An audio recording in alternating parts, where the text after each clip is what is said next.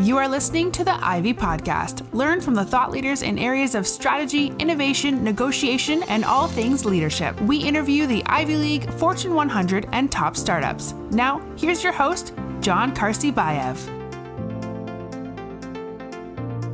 To another episode of the Ivy Podcast. Today's guest is Heather Monahan, is a best-selling author, keynote speaker, entrepreneur, and founder of Boston Hills. Having successfully climbed the corporate ladder for nearly 20 years, Heather is one of the few women to break the glass ceiling and claim her spot in the C-suite. Heather, thank you so much for finding time to be with us today. Thanks for having me. Great. So you are the CEO of Boston Hills. Can you tell us a little bit more about the company and what is the biggest problem that you are solving? Sure. So I would say that the problem that I'm solving is the lack of confidence in the world. And I'm doing that through my book, Confidence Creator, my podcast, Creating Confidence with Heather Monahan, through the keynote speeches that I give all over the country, and through my website, heathermonahan.com, that offers a number of different free downloads. I have a free ebook and an accountability partner program where I keep up with people on a daily basis to ensure they're achieving their goals. That's great. Thank you for sharing that. I've followed you, on LinkedIn and YouTube. You have a lot of very interesting content out there. But prior to your current profession, you've been in the corporate world, as I understand. So that transition from corporate to an entrepreneur, obviously, it's not an easy fit, and we covered that topic quite extensively on the Happy Podcast. So there's a lot of professionals who work for big companies and then they launch their own companies. From your perspective, what has been the most challenging aspect of that transition, and what have you done to prepare for that properly? Wow, every aspect of it has been challenging. I had a 20-year track record of success in corporate America, and that was my norm. That's what I was accustomed to and familiar with. So leaving, that environment, which I really felt was this well-lit, clearly defined path that I could see, the next step, the next advancement, the next opportunity. It was very well laid out for me from early on when I entered corporate America as a sales rep, right out of college. So to me, leaving that space and that familiarity that, I had established a large network and I had a great name in business there, to leave that environment and start over as an entrepreneur where I was a rookie. I had no experience being an entrepreneur. I didn't have a well-defined strategy. That was a massively difficult transition, and that was 2 years ago. And I'll tell you, it's still challenging now, because whether it was writing my first book or giving my first TED Talk, each time I'm a rookie again. Each time I'm a beginner. Each time I'm facing fear and the unknown. And each time I'm trying to create a path that's going to accelerate me quickly and get me ahead and move me in that right direction. And I never know where I'm going because it's all new to me. So it's definitely been the hardest thing I've ever gone through from a business perspective. However, the past 2 years have been the most rewarding, because for the first time in my career, I'm leading a purpose-driven life at work, which I never used to do. I went to work to produce a paycheck and take care of my bills, but I never had purpose-driven work. It was always, just to make money. And now I have this amazing opportunity where I get to affect people's lives and impact them in a positive way. And I get the most amazing feedback every day. And it's just an overwhelming feeling of positivity and love and excitement, but it's nonetheless extremely scary and very challenging. Thank you for sharing that, and I can totally relate to that, what you're talking about, because very similarly, I've been in a corporate America, primarily in IT myself, for an extensive period of time, and now I've switched over to the private sector where, I work as an executive search consultant, where I can make an impact almost, immediately on people's lives, people's careers. So I can totally relate what you're talking about. So thank you for sharing that. You do a lot of speaking engagements. You speak at different conferences. Where's your TEDx talk? Those are, it takes a lot to prepare for those engagements. For someone who wants to follow kind of very similar career path and succeed, let's say, as a professional speaker, what do you wish you had known before you got into this profession, and why? Wow, start earlier, start now, don't wait. For 20 years in corporate America, I spoke and I wasn't paid for it. I didn't even know it was a business, much less I had no idea that the business was worth billions of dollars and that people were getting paid hundreds of thousands of dollars for a speech that I would give for free. So start now. Start valuing yourself and investing in yourself. Create a speaker reel. Get testimonials of your speeches, and take the steps to create a speaker kit and a speaker one sheet and start showcasing yourself as a speaker. There's no need to wait. That's the biggest feedback that I could give anyone. Kendra Hall is a very successful speaker, and she's much younger than me. And she went a very different path. She did not go the corporate America route to create expertise. And, she just jumped into speaking. And that's something that I applaud and wish I had done. I did not do that. I went the corporate America route, went a very different route. But my point in sharing that is anyone can start today. You're the only one that can say you can or can't do it. And if I could go back 10 years ago, that's the pivot that I would have made. I would have jumped into speaking then. And again, ignorance is bliss. I had no idea it was a business. I had no idea how much money I could get paid or make. But to do something that you're naturally good at, that you're doing for free, why not monetize that? And it takes an investment in yourself. It takes, putting together the strategy, joining different speaker bureaus, pitching yourself to different speaker bureaus, and, pitching yourself to these agents so that you can have a team of people out, working for you and booking you. And it might not happen overnight, but if you start today, I can promise you this, in a couple of years, your business will be flourishing. And have you always enjoyed public speaking, or is that something that you had evolved into that? Yeah, I've always, because I was a sales leader, I've always spoken for work. That was just part of my job.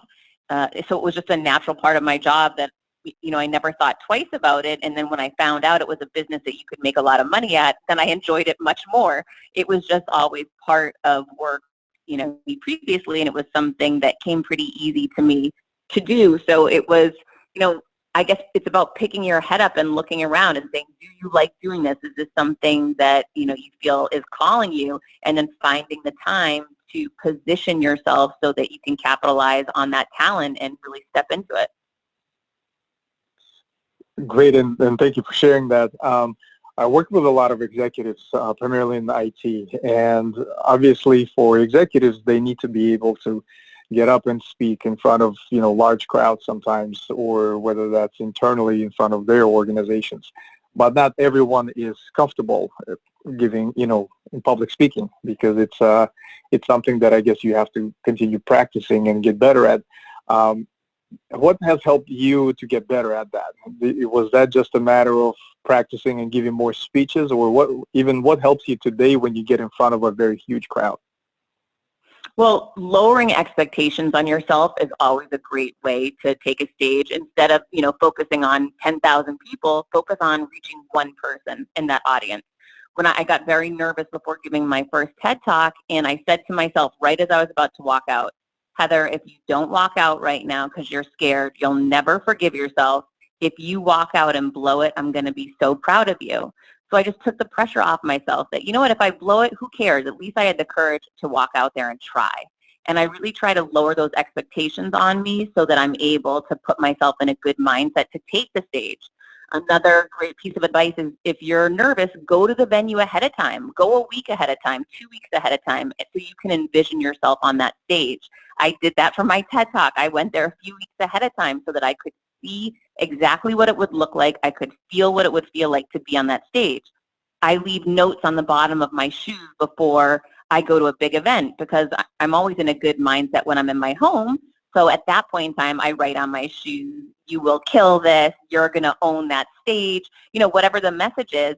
So that way, when I do get nervous before I take a stage, I can look at my heel bottom and remember, oh yeah, I can do this. I've done it before. I also use a playlist that I play every single time I'm going to give a speech. And what that does is it elicits memory for me of all these different examples of proof.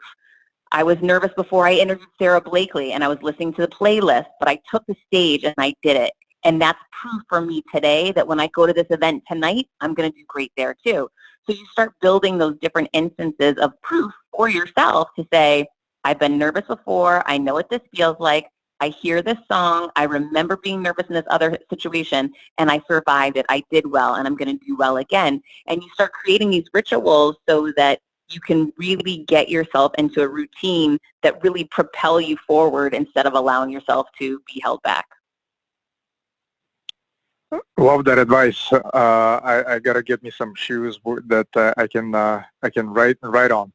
Definitely gonna Absolutely. definitely gonna give that a shot. It's like LeBron James. He puts these little notes for himself that you always see on TV. Well, that's funny that you say that. The place I got the idea for doing this, I've been doing it for the past 4 years. My son gave me the idea because Steph Curry, he had bought a pair of Steph Curry's brand shoes, and a note came in with the shoes, and he said, "Mom, I don't want to carry the note with me. Why don't you write it on marker on the side of the side bottom of the shoe?" So he started writing the notes for himself, and so he gave me the idea, and I've carried on with it. That's awesome. I love that. So on that same topic, majority of the topics that you speak on or write on evolve around confidence. Why are you so passionate about this particular topic? Well, that's really only been the past 2 years. So I was in corporate America for 20 years, and I used to speak specifically about sales and sales leadership, about innovation in the workplace, collaboration in the workplace. That was really what I would speak about. But I was fired from my position. I was a chief revenue officer. And when the CEO that I had worked for 14 years became ill, he chose to elevate his daughter to replace him. And she saw me as her number one threat. So I became her number one target, and she fired me as soon as she became CEO. She said she no longer needed a chief revenue officer, and therefore she no longer needed me.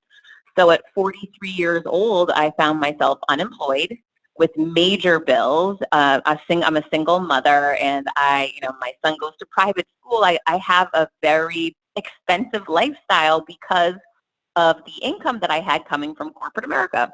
And I definitely never saw it coming that I was going to be fired. So for me, leaving there, and I've never been fired in my life. I'd only ever been promoted. I had just been named one of the most influential women in radio in 2017 when I got fired. So it was really shocking. And I came home. I had a non-compete, so I could not work in the industry that I had been successful in for 1 year.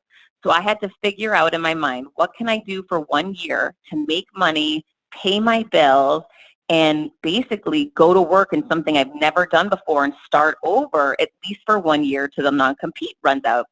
And that shook my confidence to an all-time low. I was petrified. I didn't know how I would start over as a beginner after having reached such a height in corporate America. I didn't know how I'd work for myself or who I'd work for, and it definitely sent me into a panic and a sense of not feeling good about who I was or where I was or what I was going to do. So that really took me to this place of reevaluating my confidence and reevaluating where had I been getting my confidence from and how could I rebuild it and rebuild it quickly. And that's ultimately what led me to writing my first book, Confidence Creator, and mapping out for everyone, those low moments in life, how you can leverage them to create success and create confidence, and how I actually rebuilt mine during that period. Very inspiring story. Thank you for sharing the details of that. You've mentioned your book, Confidence Creator, and for our listeners, we'll make a link to this book available in the episode notes. Aside from your own book, you must read a lot.